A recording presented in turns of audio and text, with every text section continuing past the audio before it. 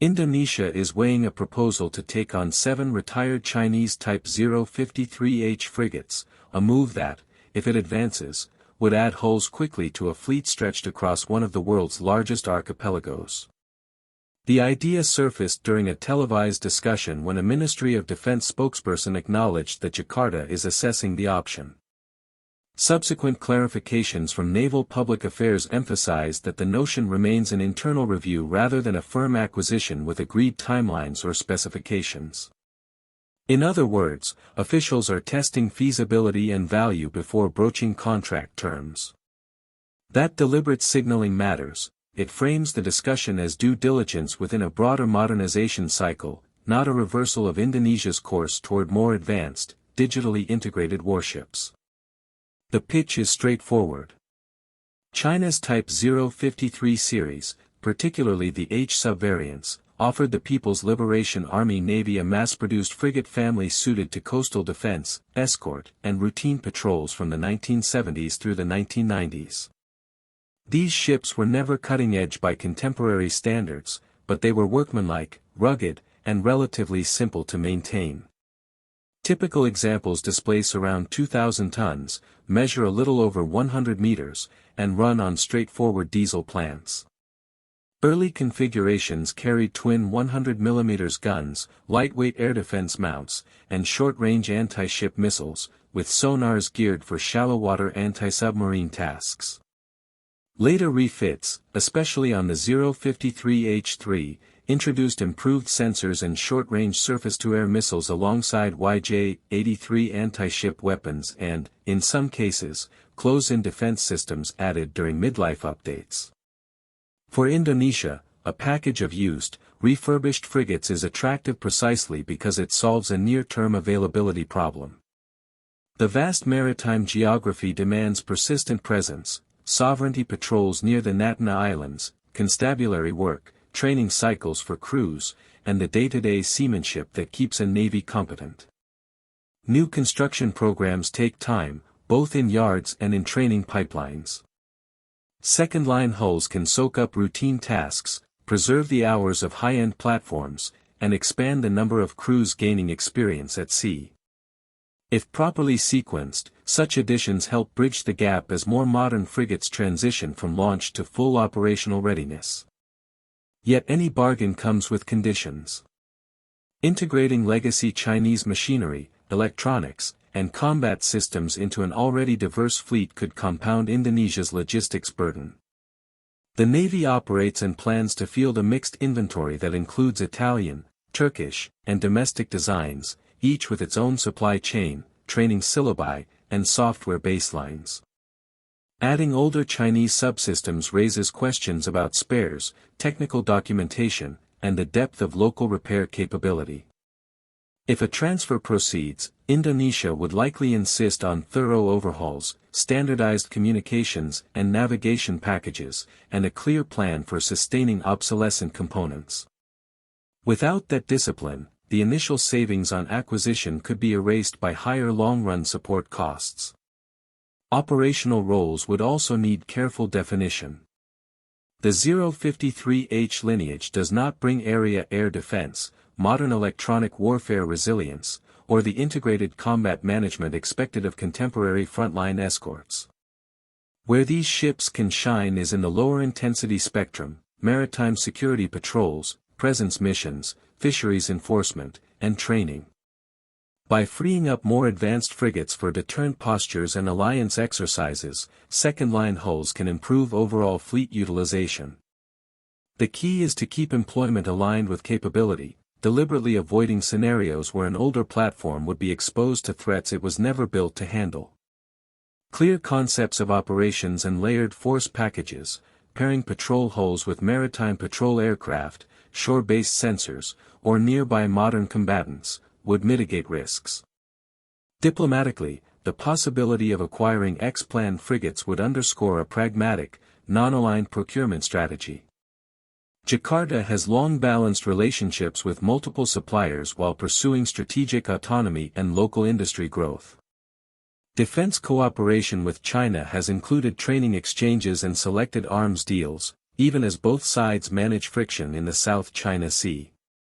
A transfer of refurbished frigates could be positioned as a transaction of convenience, useful but limited, rather than a pivot toward dependency. The politics of such an arrangement would be as much about signaling balance as about fleet arithmetic, with the government keen to reassure partners that diversification remains policy. Industrial considerations loom large. Any package that channels work to PT-PAL and domestic suppliers, through refit tasks, component manufacturing, or long-term maintenance, would better align with Indonesia's ambitions to deepen sovereign capability. A smart deal structure might stage deliveries to synchronize with yard availability, incorporate technology refreshes for safety and navigation, and embed training for technicians as well as crews. Documentation and data rights will matter.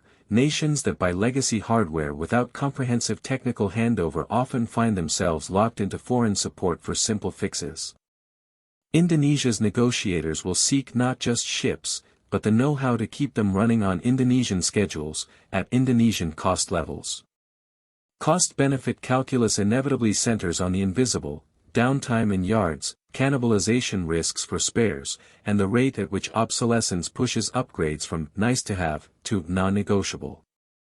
Even modest modernization, new radios, integrated navigation bridges, refreshed power distribution, updated firefighting and damage control systems, adds real utility and safety margins. But each addition stretches budgets and timelines. Decision-makers thus face a familiar trilemma: speed, cost, and capability. With the 053H, the argument for speed and cost is credible. The capability side must be fenced with realistic mission assignments and complemented by the parallel introduction of newer, more sophisticated frigates. Those newer programs shape the context. 2 Italian-built frigates launched in 2025, Turkish-designed units are in the queue, and domestic builds continue to mature. Collectively, they aim to furnish anti-submarine, anti-air, and networked maritime awareness functions that older hulls cannot deliver.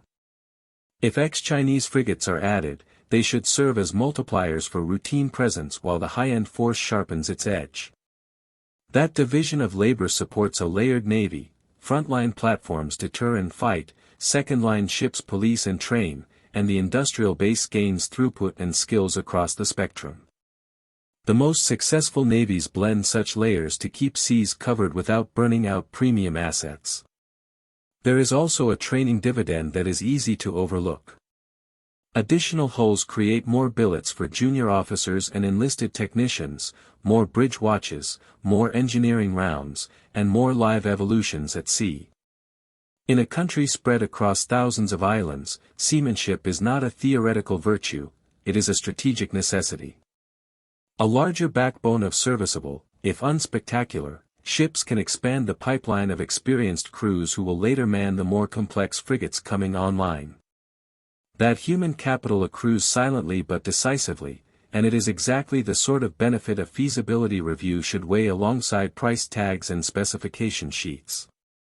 None of this changes the immediate reality: there is no contract, no announced configuration, and no delivery timetable. The Ministry of Defense has simply confirmed that it is scrutinizing an option. A prudent assessment will test multiple variants and conditions, compare refit scopes, pressure test sustainment assumptions, and model employment concepts against Indonesia's maritime tasks. If the numbers add up, and if the political, industrial, and operational pieces align, 7 refurbished frigates could provide timely mass and training value. If they do not, Jakarta will likely continue prioritizing new construction and targeted upgrades without adding legacy complexity. For now, the proposal functions as a lens on Indonesia's broader naval strategy. It reveals a service wrestling with geography, budgets, and timelines, a government cautious about overcommitting to any one supplier, and an industry eager to move up the value chain. Whether or not the 053H deal advances, those fundamentals will continue to shape choices. The ultimate measure will be readiness at sea: more days on patrol where they are needed, more crews fluent in the rhythms of the ocean, and more advanced ships reserved for the missions that demand their full capability. In that calculus, used hulls can be a tool, useful, limited, and best employed with eyes wide open.